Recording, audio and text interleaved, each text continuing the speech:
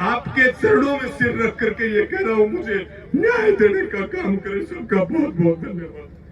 पंचायत को भगवान मानकर, आपको एक एक आदमी को, पंचायती को भगवान मान करके मैं ये बात कह रहा हूं कि भाई मैं न्याय मांगने के लिए आया हूं और मुझे उम्मीद है ये महापंचायत और ये पंचायती और ये प्रधान मुझे न्याय देने का काम करेंगे।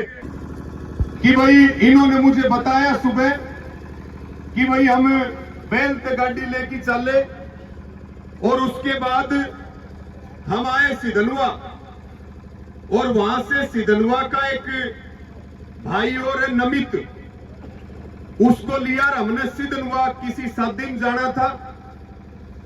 और जो ये मोहित है सिधनवा का कि भाई मेरे, क्योंकि इसको 7 तारीख को भी हमने इशार दिखाया था, इसके कान में तकलीफ थी तो इसके कान में कोई दर्द वगैरह की शिकायत थी, तो ये मेडिकल से दवाई लेने के लिए हरियास और इधर आए।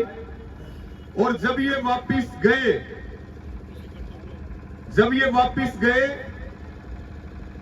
तो ये बात 9 तारीख को, पहले मामला था, देखिए समझिए इस बात को, पहले बात बताई गई थी मुझे नील गाय की रोज की, लेकिन 9 तारीख को शाम होते होते मुझे इन्होंने बताया कि हम तो जी डर गए थे, गाड़ी में नुकसान ज्यादा हो गया, आप ये कह देते कि भाई गाड़ी ध्यान से नहीं चलाई, हमने रोज का नाम ले दिया, लेकिन गाड़ी रोज से एक्सीडेंट नहीं हुई। गाड़ी तो हरियावास गांव में पिकअप गाड़ी में लगी और उससे नुकसान होया, सच्चाई ये है। फिर मैंने इस बात को कह दिया, मैं बोला भाई सच्चाई तो तुरंत बतानी चाहिए, लेकिन फिर भी कोई बात नहीं, जो भी हो गया वो हो गया, अपनी गाड़ी ठीक हो जाएगी। उसके बाद में 10 तारीख को, 10 दिसंबर में हम चले जाते हैं। 10 दिसंबर में रात को लगभग 8:17 पे बहल थाना में एक एफआईआर दर्ज होती है और वो एफआईआर दर्ज होती है जो हरियावास गांव का अनिल ठाकन है, उसके नाम से वो एफआईआर दर्ज होती है, क्योंकि वो पिकअप गाड़ी अनिल ठाकन की थी। और उस एफआईआर की सूचना और ये सारे इस तरह से बातें चली, तो फिर जाकर के 11 तारीख को अनिल मेरे पास आता है, गांव गुआंड के कुछ मोजीज लोगों को लेकर के, और अनिल आकर के मुझे बताता है कि भाई मेरी गाड़ी से आपकी गाड़ी का एक्सीडेंट होया था 8 दिसंबर की रात को, मैं भी थोड़ा डर गया था, नुकसान ज्यादा हो गया था गाड़ी का, मैं अपने घर चला गया, वो अपने चले गए, और मेरे पास 10 तारीख को हरियावास गांव के एक पूर्व सरव, अनिल भी इसे पंचायत में है, वह बालक भी आ रहे हैं, उनके घर के भी आ रहे हैं, सारे आदमी यही हैं। अनिल ने बात बताई कि भाई ऐसे ऐसे गाड़ी एक्सीडेंट होगी, और मेरे पास 10 तारीख को शाम को 6 बजे के लगभग उस पूर्व सरपंच का फोन आया, और उसने मुझे फोन में भी सुनाई वो बात कि भाई तू ये कह देना कि भाई उस गाड़ी में रवि आजाद था, उस गाड़ी में एक लड़की थी और उस गाड़ी में दारू थी, और तेरे को 15 लाख रुपए भी हम दिला देंगे। उसके बाद उस अनिल ने कहा कि भाई मैं गलत काम नहीं करूंगा, मैं रवि आजाद को जानता हूं, रवि आजाद गाड़ी में नहीं था, ये जो तुम कह रहे हो ये चीज नहीं थी। उसने कहा भाई एसएचओ आ रहा है, पुलिस के मुलाजिम आ रहे हैं, और तुम जो है तू मेरे पास मेरे ऑफिस में आ जा। और इसने मना कर दिया, एक कागज के ऊपर इससे साइन करवा लिया। अनिल ने बताया मैं ज्यादा पढ़ा लिखा नहीं हूं, मैं डरा हुआ भी था, और मेरे को ये कह करके साइन करवाए थे कि रवि आजाद ने तेरे ऊपर एफआईआर करवा दी, अगर उसमें समझौता करना है तो तू इस कागज में साइन कर दे। उसके बाद अनिल ने बताया मैं अपने घर ने पूछा, मेरे फोन में एक मैसेज आया कि कोई एफआईआर दर्ज हुई है, मैंने कोई बालक पकड़ा पढ़ा लिखा, उससे मैंने पूछा यो क्या मामला है। उसने बताया भाई तूने रवि आजाद के खिलाफ एफआईआर करवा दी। उसने कहा भाई एफआईआर करवाओ तो मेरे खिलाफ रवि आजाद करवाओ, उसकी गाड़ी का नुकसान हुआ। और फिर ये सोशल मीडिया के ऊपर पूर्व मंत्री उससे जुड़े हुए लोगों ने इस चीज को चलाना शुरू किया। फिर ये अनिल जो है मेरे पास बैठ करके ये अनिल ने सारी बात बताई मुझे कि भाई फिर मैंने संपर्क किया, आपके नंबर नहीं थे और लोगों से, और आज मैं आपके घर पे पहुंचा हूं और ये एफआईआर झूठी है, ये एफआईआर धोखे में करवाई गई है और समझौते का नाम लेकर के साइन करवाए गए थे। मुझे लोभ और प्रलोभन दिया गया था कि भाई मैं जो है ये चीज बोल दूं, लेकिन मैंने बोली नहीं और मैं थाने में जाके एफिडेविट देने तैयार हूं। मैंने मेरा ये वीडियो बना दिया है और आप बैठ करके लाइव करो, मैं सारी बात जो है सबके सामने कैमरे पे बताऊंगा कि भाई एक्सीडेंट को षड्यंत्र का रूप मत दो, राजनीतिक साजिश करके किसी आदमी की छवि खराब मत करो। ये सारी बात हुई। अब भाई यो प्लान था ए, जो बात इन लड़कों की थी या अनिल की थी वो बात मैंने आपको बताई और अपनी बात को आगे पूरा करूं उससे पहले ये भी कहूं कि भाई वो लड़के यहां बैठे हैं और ये महापंचायत बैठी है और वो अनिल बैठा है, उससे किसी बात की तसल्ली करनी हो तो उनसे करो। मुझे तो जो बात बताई गई वो मैंने आपके बीच में रखी।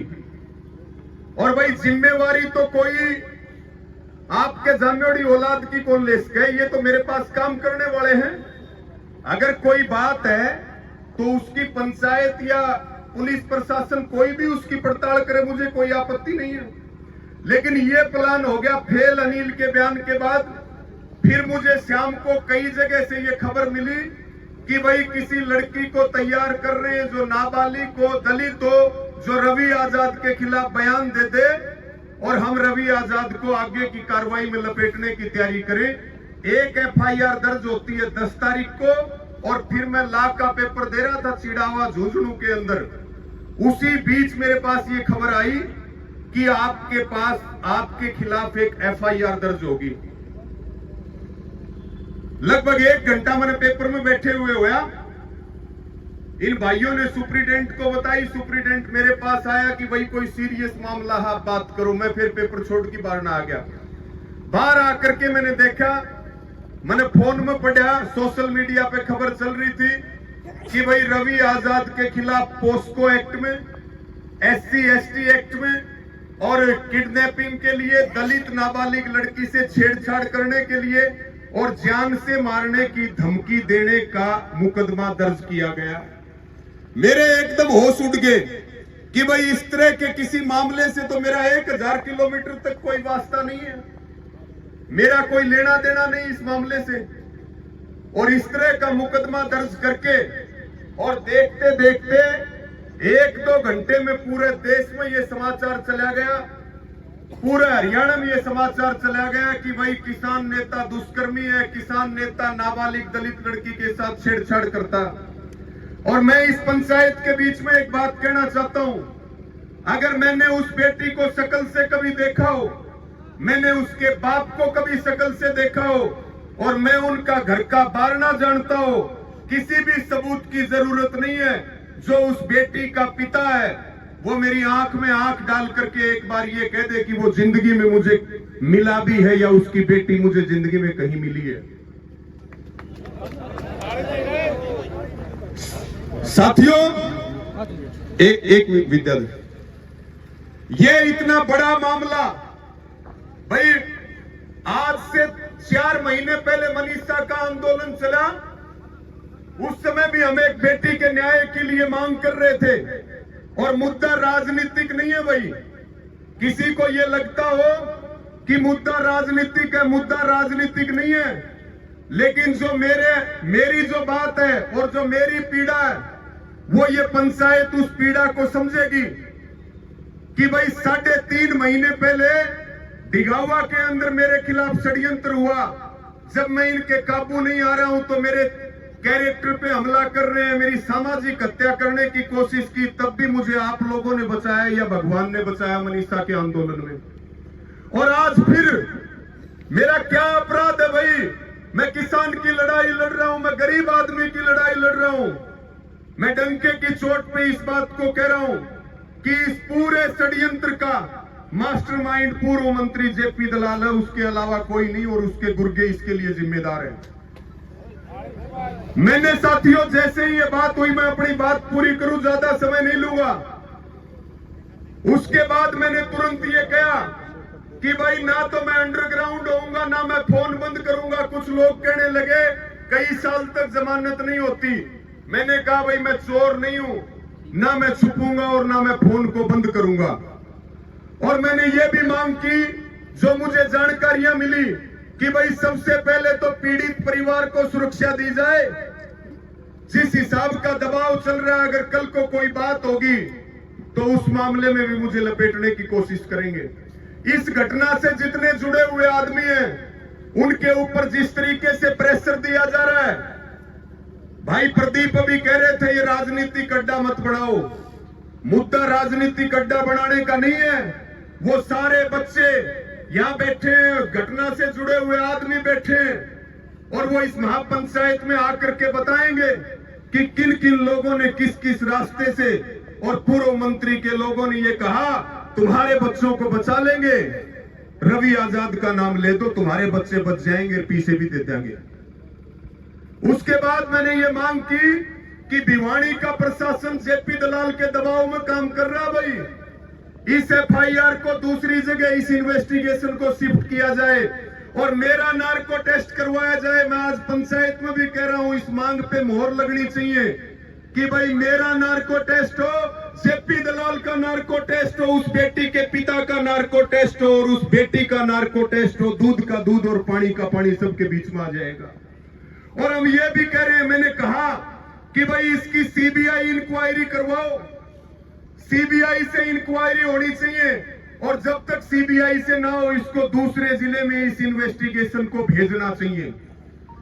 और इसमें यह भी कोशिश की गई कि भाई इसको दो जातियों का रूप दे दिया जाए। आज ये 36 बिरादरी की महापंचायत है, या सारी जातियों सारे धर्मों के लोग बैठे हैं। ये बताओ भाई, मैंने आज तक कभी एक जाति के लिए काम किया है क्या? मैंने कभी एक जाति के लिए काम नहीं किया। तकलीफ से किसी को भी हो उसकी लड़ाई लड़ने का काम किया है। और आज मैं अंतिम बात कह के अपनी बात को पूरा करूंगा। ये सारा समाज बैठा है और ये सारी महापंचायत बैठी है। कुछ लोगों के मन में ये भी हो सकता है, मेरी बात का बुरा मत मानना, कि बिना निर्णय के पंचायत उठ जाए। कुछ लोगों के मन में हो सकती है बात, लेकिन मैं ये कह रहा हूं कि भाई महापंचायत चलाओ और आज फैसला लो, और फैसला लेकर के अगर आपके इस बेटे और भाई का अगर 1% भी कोई दोष निकल जाए तो पुलिस पता नहीं कब सजा देगी और कोर्ट में पता नहीं कितने दिन में सजा मिलेगी। मुझे आज ही फांसी की सूली पर लटकाया जाए, मुझे कोई इस बात का अफसोस नहीं होगा। लेकिन जिस हिसाब से मुझे एक बलात्कारी साबित करने की कोशिश की जा रही है, एक रेपिस्ट साबित करने की कोशिश की जा रही है, और जिस तरह से मेरी सामाजिक छवि की, मेरे कैरेक्टर की हत्या हो रही है, मैं इस भरी पंचायत में हाथ जोड़ के ये बात कहता हूं, मुझे न्याय दो। मैं न्याय मांगने के लिए आया हूं, मुझे न्याय दो।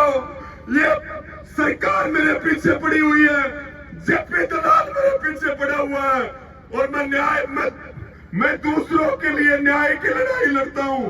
आज उसी पंचायत में मैं खड़ा हूं, और उसी पंचायत में खड़े मैं इसी सतगामा के गोकुलपुरा गांव में मेरी शादी कर रखी है, और मुझे ये आरोप लगाया जा रहा है कि मैंने 16 साल की बेटी के साथ छेड़छाड़ की। और उसके फादर ने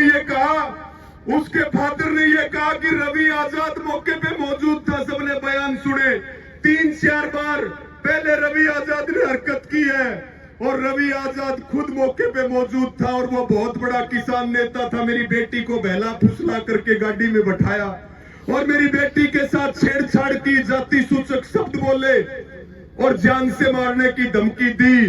मैं बिल्कुल अपने आत्मा पे हाथ रख के और इस महापंचायत को भगवान मान के, आपको एक एक आदमी को, पंचायती को भगवान मान करके मैं ये बात कह रहा हूं कि भाई मैं न्याय मांगने के लिए आया हूं, और मुझे उम्मीद है ये महापंचायत और ये पंचायती और ये प्रधान मुझे न्याय देने का काम करेंगे। मैंने पहले इस बात को कहा था, पुलिस का सहयोग करूंगा, जांच में जो चीज मेरे से मांगी वो दी, लेकिन एफआईआर की कॉपी भी मुझे आज तक नहीं मिली। और जिस हिसाब से मीडिया में अलग अलग तरह के बयान आ रहे हैं, मैं ज्यादा शब्द ना बोलते हुए, ना मेरी इतनी हिम्मत, ना मेरी इतनी औकात, और मैं जिस स्थिति से गुजर रहा हूं और जिस स्थिति से मेरे रिश्तेदार, मेरे घर वाले गुजर रहे हैं, मैं सिर्फ आपके चरणों में सिर रख करके ये कह रहा हूं, मुझे न्याय देने का काम करें। सबका बहुत बहुत धन्यवाद।